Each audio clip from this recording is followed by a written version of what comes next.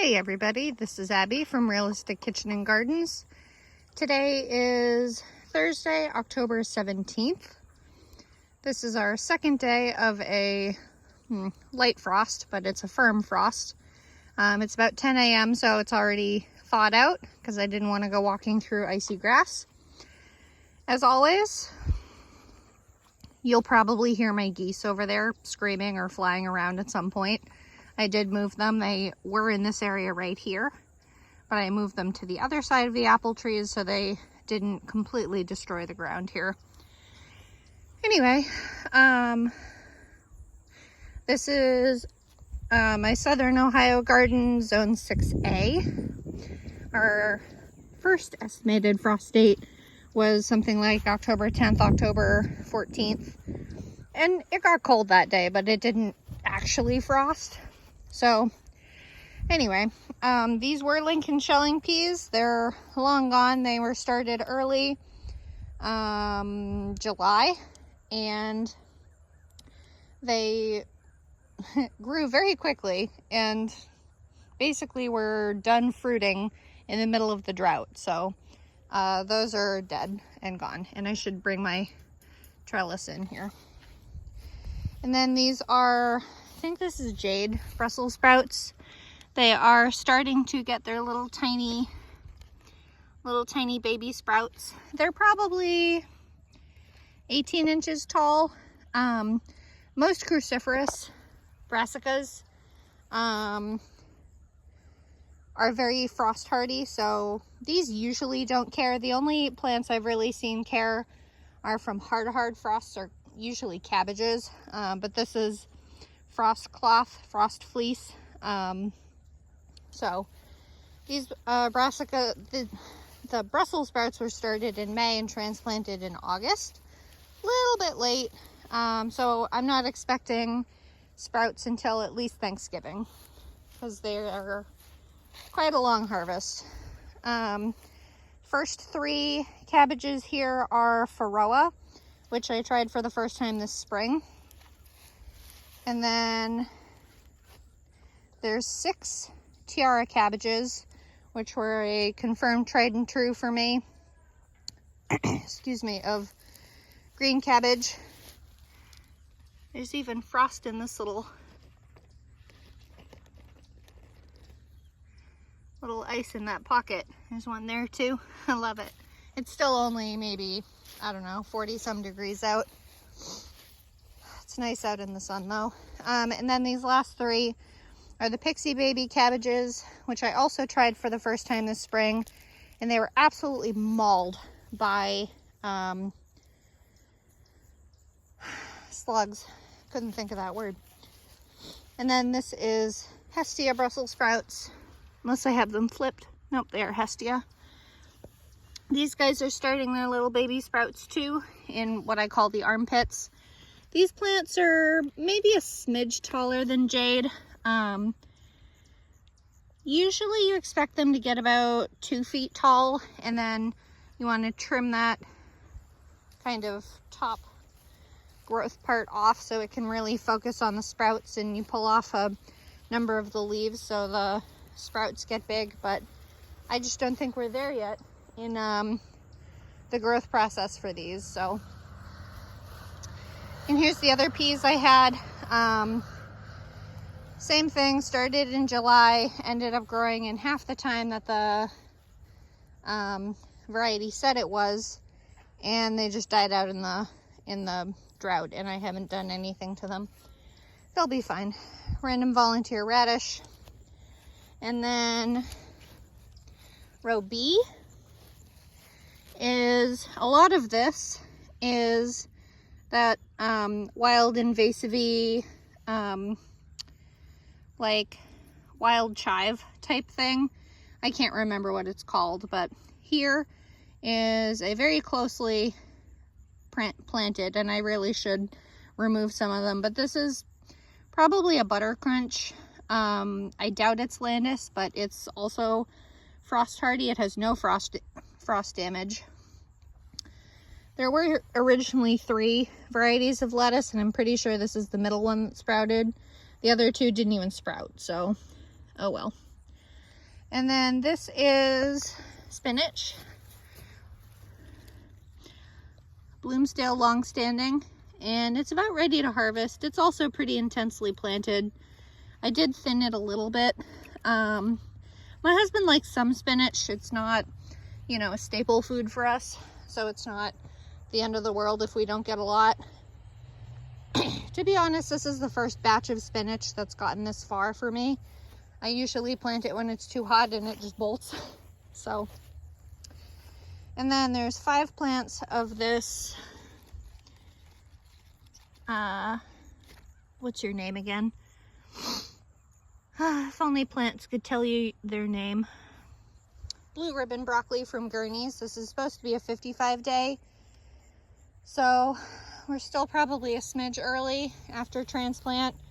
August, September, October, probably later this month, maybe. We'll see. But they're supposed to be a very large heading broccoli. I was thinking of possibly fertilizing with some nitrogen, since you don't need the roots and you don't arguably need the flowers. So we'll see. And then these last 3 are Bravado broccoli, which is also a heading type, but it's more of a so Blue Ribbon's a hybrid, so it has its hybrid vigor, where Bravado is more of an heirloom type. It doesn't have nearly as much gusto. Let's go with that. And then Winter Landsea kale. There's 2, but one of them looks absolutely atrocious. And they're all curling together, because why not? I don't know why you're laying that way, but you're very firmly laying that way. Winter Landsea kale. And then these are Burgundy sprouting broccoli, which has been very curly this year. I really need to water these. It hasn't rained in a while. Hasn't quite started. I'm going to say heading yet, but they don't really head. It's a sprouting broccoli, so it produces these bunch of these little florets on the side, kind of like side shoots, instead of actual heads like a true heading broccoli does. That's more of that. And then this is, I believe, my cauliflower. So there's 2. We can actually look at the cauliflower. I love the size difference in these 2. This is, I think we start with Denali, which is white. 2 Denali. 2 Clementine, which is orange. 2 green Vita Verde. I apparently got off number because it's 2 at a time. Back to Clementine, and then the last 2 Denali white cauliflower. I found some local cauliflower recently. You're not heading it. So we'll have some of our favorite roasted cauliflower with some horseradish sauce. Row C, bean row. Still haven't put it to bed. Row D was originally the spring brassica row. I really should have planted a cover crop, but I didn't get there. And I think the cardboard will stay for now. This is Purple Moon kale from the spring, and it's trying to come back. I keep saying I need to trim off all this shredded dead stuff to see if it'll really come back nicely or not. It's trying. It's definitely trying. And then there's this row, which was which was tomatoes and peppers, which have been out for ages because of the drought here. I figured why waste the emotional tax, I guess, more than anything. So that needs to be put to bed. This was F, originally potatoes, and it failed out. So I'm going to see if I can pull this top layer of mulch off. Don't know what's under there. I assume the seed potatoes have rotted out. But I want to see if I can use this mulch to mulch my onions and garlic. This was where my tomatillos and celery and all that was, but I cardboarded over them. And the patch that was cardboarded last week was the spring carrots, and it's been broad forked and rototilled, as has this entire row next door. But this is cleared for my overwintering onions, which probably won't go out till next week because it's supposed to be a little warmer next week, for a few days, just to help with the transition period more than anything. Onions are plenty cold hardy, but you gotta give them a fighting chance. And then this entire row is H, which will be garlic, which I have, and it's all separated. I just need to get out here and get on my hands and knees and actually do it, but struggle bus. I'm not gonna bother going all the way down. This little section was the fennel this fall, which I harvested because it won't tolerate I'm gonna say hard frost, but a light frost either. It won't tolerate a frost. This section was the watermelons, and then the very end was the gourds, and they're all out. They'll get damaged by a frost, so they've been out for a while. I just need to put that section to bed. And then the last functioning section of the garden is all these carrots, which I think carrots are a little different because they don't progress exactly the same. So like this carrot right here is probably the largest and oldest, and I can tell because of how much foliage it has. And I know old cartoons always said, don't judge a carrot by its foliage, but I really think you can. But the easiest way to tell is looking at, so you can see the top of this one and that one. That one weirdly looks red, but it's supposed to be that might have been a scarlet something or a red dragon or something that popped in. But you can tell by the shoulders. Come on. When the shoulders are popping up out of the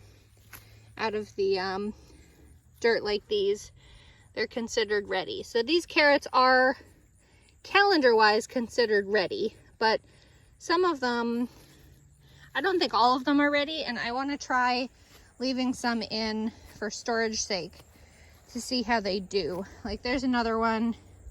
I can't even see it on the screen, but I can see it. I think it's right there. You can see the shoulders popping up above the ground. And I forget, this is Bolero Nantes, so they have this like pretty purple, excuse me, like shoulder bit to them, so it makes them look like one of those red types.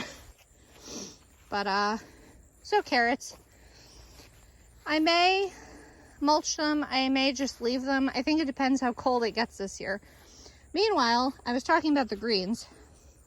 Meanwhile, this one that's ready, look at the size of the greens compared to some of these guys over here, and you can't tell me that this carrot's ready.